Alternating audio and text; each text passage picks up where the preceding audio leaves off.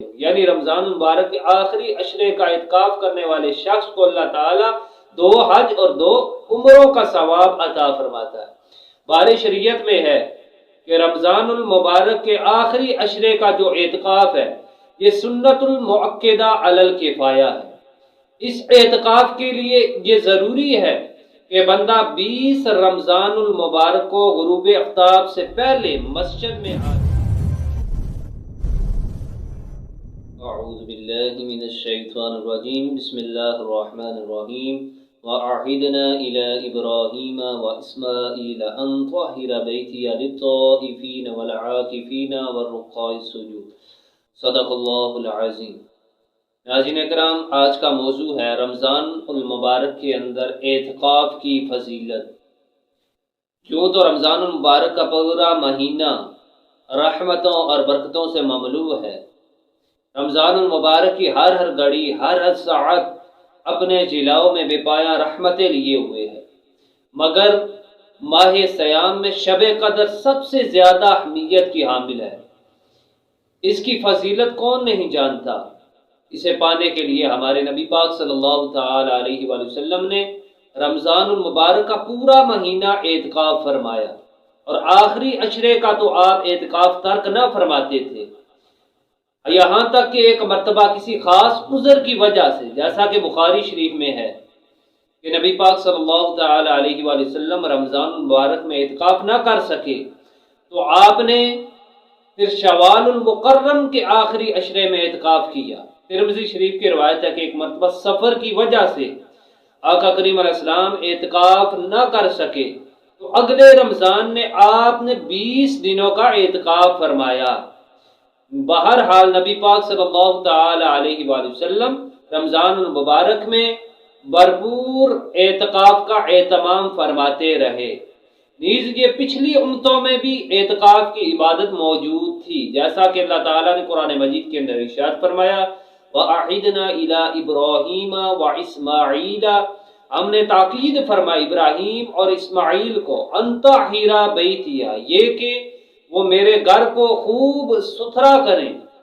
اور آگے اللہ تعالیٰ نے ارشاد فرمایا للطائفین، طواف والوں کے لیے، والعاکفین، اور اعتکاف والوں کے لیے، والرکع السجود، رکوع اور سجود کرنے والوں کے لیے۔ اللہ تعالیٰ نے اپنے محبوبوں کو، اپنے نبیوں کو یہ حکم دیا کہ اس کے گھر کی صفائی ستھرائی کریں۔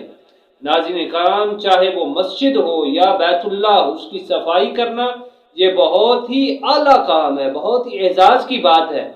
ذکر حدیث شریف کے اندر نبی پاک صلی اللہ تعالی علیہ وآلہ وسلم نے ارشاد فرمایا مسجد کی گرد و غبار جسم کے جس حصے پر لگتی ہے اللہ تعالیٰ وہاں پر دوزخ کی آگ حرام فرما دیتا ہے۔ یعنی اللہ کے گھر کی صفائی کرنا یہ بھی انبیاء کرام علیہ السلام کی سنت ہے۔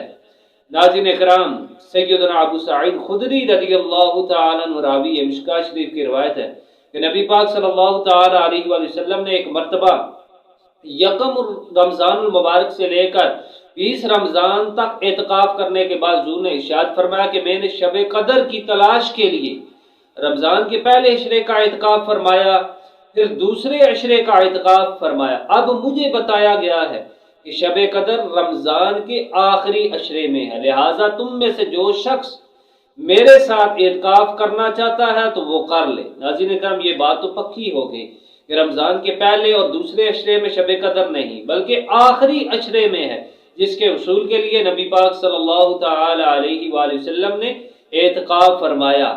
جو شخص صرف ایک دن خالص اللہ تعالیٰ کی رضا کے لیے مسجد میں اعتکاف کرتا ہے تو اللہ تعالیٰ اسے بھی بڑا اجر و ثواب عطا فرماتا ہے۔ نبی پاک صلی اللہ تعالی علیہ وآلہ وسلم نے ارشاد فرمایا کہ جس شخص نے اللہ تعالیٰ کی رضا حاصل کرنے کے لیے صرف ایک دن مسجد میں اعتکاف کی نیت سے وہ رہا تو اللہ تعالیٰ اس شخص کے اور دوزخ کے درمیان 3 حلقے حائل فرما دیتا ہے، جن کی مسافت زمینوں آسمانوں کی مسافت سے بھی زیادہ ہے۔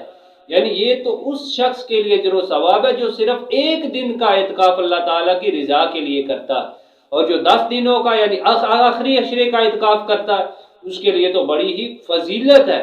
جیسا کہ حدیث شریف میں نبی پاک صلی اللہ تعالی علیہ وآلہ وسلم نے ارشاد فرمایا جس نے رمضان المبارک کے آخری عشرے کا اعتکاف کیا تو وہ ایسے ہے جیسا کہ اس نے 2 حج اور 2 عمرے کیے ہوں، یعنی رمضان المبارک کے آخری عشرے کا اعتکاف کرنے والے شخص کو اللہ تعالیٰ 2 حج اور 2 عمروں کا ثواب عطا فرماتا ہے۔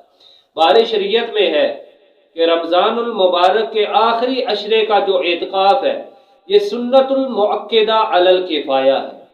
اس اعتکاف کے لیے یہ ضروری ہے کہ بندہ 20 رمضان المبارک کو غروب آفتاب سے پہلے مسجد میں آ جائے اور اعتکاف کی نیت سے موجود ہو، پھر 29 کے چاند کے بعد یا 30ویں کے بعد یعنی غروب آفتاب کے بعد وہ مسجد سے باہر نکلے تو اس کا سنت المؤکدہ اعتکاف ادا ہوگا۔